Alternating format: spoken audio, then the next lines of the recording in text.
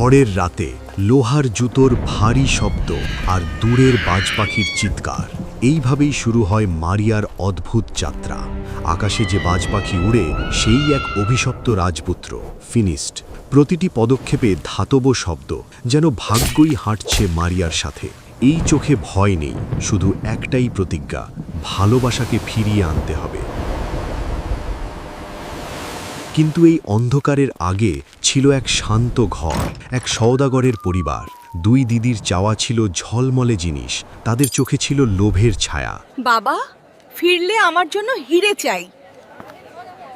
আর মারিয়া চেয়েছিল শুধু এক লাল ফুল আর এক টুকরো নীল পালক। বাবা, একটা লাল টুকটুকে ফুল আর একটা বাজ পাখির নীল পালক।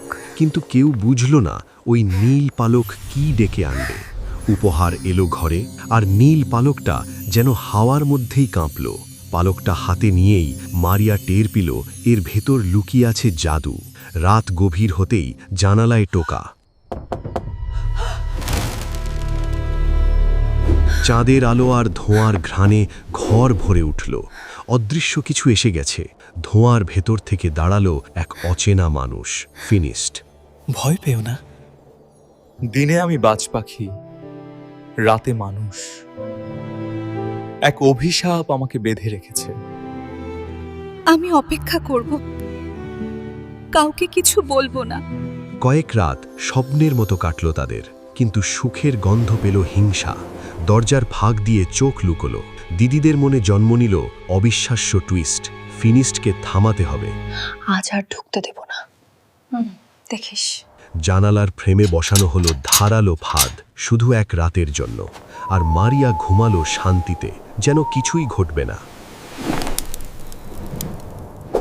ফিনিস্ট এলো ঠিক সেই জানলাতেই, যে জানলা তাকে ডাকে। এক ঝলকে ফাঁদ কাজ করল। রাতের বাতাসে ছিটকে গেল কয়েকটা পালক। মারিয়া, তুমি ঘুমোচ্ছ? আহত বাজ পাখি অন্ধকারে সরে গেল, আর ঘরটা হয়ে উঠল নিস্তব্ধ।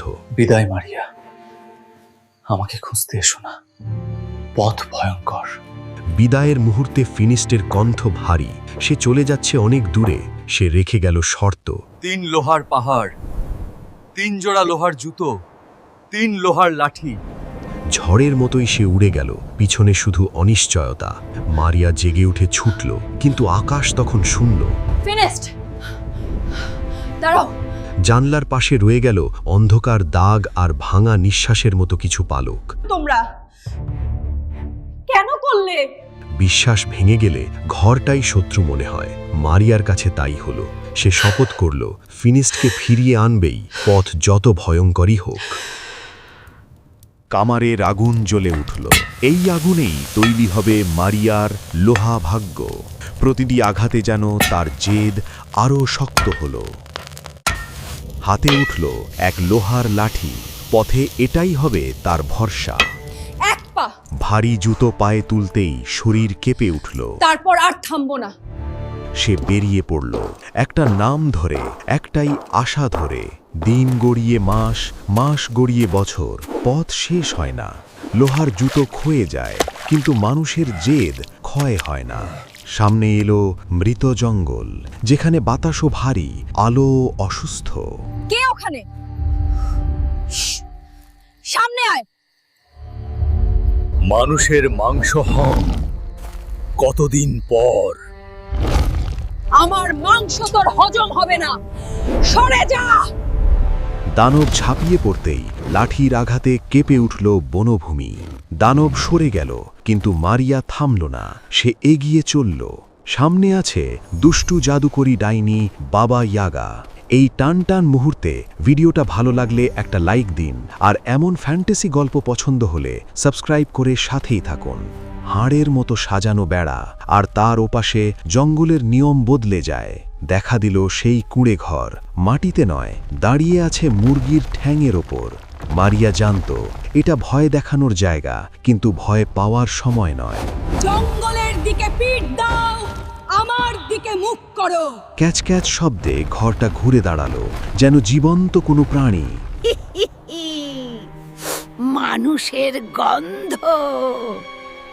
কে রে তুই? এই নে রূপলি থালা আর সোনার আপেল। তবে সাবধান, রানী বড় মায়াবী। মারিয়া পেল জাদুর থালা আর সোনার আপেল, পথের প্রথম বড় সহায়। বাবা ইয়াগা সতর্কতা ছিল সোজা, ডাইনি রানীর প্রাসাদ মানে মৃত্যু আর ময়া একসাথে। তার হাতে এলো আর এক উপহার, জাদুর হাতুড়ি আর সোনার পেরেক। মারিয়া সব গুছিয়ে নিল, কারণ সামনে ভুল করার সুযোগ নেই। বহু দূরের পথ, বাতাস বদলালো, মাটি বদলালো, কিন্তু লক্ষ্য বদলালো না। প্রথম জোড়া লোহার জুতো শেষ, তবু যাত্রা শেষ নয়। দ্বিতীয় জোড়া জুতো পরেই মারিয়া বুঝল, এবার সে আরও ভারী প্রতিজ্ঞায় বাঁধা। সমুদ্রের বুকে ছোট্ট নৌকা, আর তার ভেতর এক অদম্য হৃদয়। ঢেউ যত উঁচু হয়, মারিয়ার চোখ তত স্থির হয়। ভোরে দেখা দিল কালো কাঁচের মতো এক প্রাসাদ, ডাইনি রানীর ঘর। প্রাসাদে উৎসব, কিন্তু এই উৎসব কারোর কান্না ঢেকে রাখে। বারান্দায় দাঁড়িয়েছিল রানী, তার চোখে ছিল ক্ষমতার ক্ষুধা। মারিয়া বদলে নিল বেশ, ভিখারিনীর ছদ্মবেশে সত্যি ঢুকল শত্রুর ঘরে। রূপলি থালায় সোনার আপেল ঘুরতেই আলো নাচল, লোভের দরজা খুলে গেল। রানী দূর থেকে দেখেই বুঝল, এই জিনিস সে নিজের করেই ছাড়বে। মারিয়া দাম চাইল না সোনায়, দাম চাইল সময়, ফিনিস্টের কাছে যাওয়ার সময়। রানী রাজি হল, কারণ সে নিশ্চিত ছিল ঘুম ভাঙবে না। সে নিজেকে অজেয় ভাবত। থালাটা চলে গেল রানীর হাতে, কিন্তু মারিয়ার হাতে এলো সুযোগ। রাতের করিডর, দেওয়ালগুলো যেন গোপন কথা শোনে। তালা খুলল, আর মারিয়ার বুকের ভেতর হাজারটা প্রশ্ন জেগে উঠল। ফিনিস্ট শুয়ে আছে নীরবভাবে, ঘুম নয়, যেন এক জাদুর কারাগার। মারিয়া তাকে ডাকল, কিন্তু উত্তর এলো না। ভালোবাসা কাছেই ছিল, তবু জাদু তার মাঝখানে দেওয়াল তুলল। রাত ফুরিয়ে আসে, আর আশাও ক্ষণিকের মতো দুর্বল হয়। সকাল হতেই তাকে বের করে দেওয়া হলো। প্রথম রাত ব্যর্থ, কিন্তু মারিয়া ভাঙল না। সে বুঝল, এবার চাই কৌশল। বের হলো দ্বিতীয় উপহার, জাদুর হাতুড়ি আর সোনার পেরেক, লোভের নতুন টোপ। রানীর চোখ আবার জ্বলে উঠল। লোভ কখনো একবারে থামে না। মারিয়া আবার সেই একই দাম চাইল, আরেক রাত, আরেক ঘন্টা। রানী হেসে রাজি হল, কারণ সে নিজেকে অজেয় ভাবত।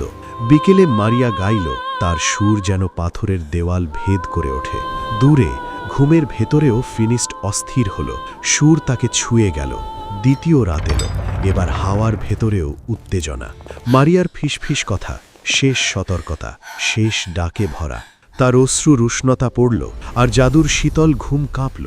হঠাৎ ফিনিস্ট জেগে উঠল, যেন বহুদিন পর প্রাণ ফিরে পেল। চোখে চোখ পড়তেই সব দূরত্ব মুহূর্তে ভেঙে গেল। আবেগের সময় নেই, এখন পালাতে হবে এক্ষুনি। করিডর পেরিয়ে তারা এগোলো, নিঃশ্বাসও যেন শব্দ করতে ভয় পায়। কিন্তু ভাগ্য ধরা দিল, এক প্রহরীর চোখে পড়ল তাদের ছায়া। প্রাসাদ জেগে উঠল, দৌড় শুরু হলো। দরজাগুলো শত্রু হয়ে উঠল, আর ঠিক সামনে দাঁড়িয়ে গেল ডাইনি রানী। শেষ দেওয়াল, তার হাত থেকে ছুটল আগুনের মতো জাদু। কিন্তু এ যুদ্ধ শুধু শক্তির নয়। ফিনিস্ট এগিয়ে গেল, মারিয়াকে বাঁচাতে এবার সে নিজেই ঢাল। মুহূর্তে সে বদলে গেল বাজ পাখিতে। আকাশের রাজা ফিরে এলো, ডানার ঝাপটে জাদুর আগুন ঘুরে গেল। প্রাসাদ কেঁপে উঠল আলোয়। মারিয়া বুঝল, রানীর শক্তির উৎস কোথায়? আয়না। আঘাতে আয়না ফেটে গেল, ঝনঝন শব্দে ভাঙল অমরত্বের অহংকার। রানীর জাদু ভেঙে পড়ল, চারদিকে শুধু ধুলো আর নিঃশব্দ আতঙ্ক। শক্তি হারিয়ে সে ভেঙে পড়ল, অবশেষে ক্ষমতা ধুলো হল। ফিনিস্ট মারিয়াকে তুলে নিল, এবার মুক্ত আকাশই তাদের পথ। তারা ছুটল প্রাসাদের স্পায়ারের উপরে, নিচে শুধু বন্দিত্বের ছায়া। সমুদ্র পেরিয়ে, ঝড়কে পিছনে ফেলে মুক্তির দিকে উড়ল তারা। ভোরের সোনালি আলোয় ভয় ধুয়ে গেল, রইল শুধু শান্তি। দেখা দিল নিজের দেশ, সবুজ ভ্যালি আর পরিচিত বাতাস। মাটিতে নামতেই লোহার জুতো খুলে পড়ল, ভার নেমে গেল আত্মা থেকে। ফিনিস্টও শান্ত হলো, অভিশাপ আর নেই, শুধু মানুষটা আছে। যুদ্ধ শেষ, এখন শুধু বেঁচে থাকা আর একে অপরকে ধরে রাখা। বাড়ির উঠোনে ফিরল তারা, ঘর যেন আবার শ্বাস নিল।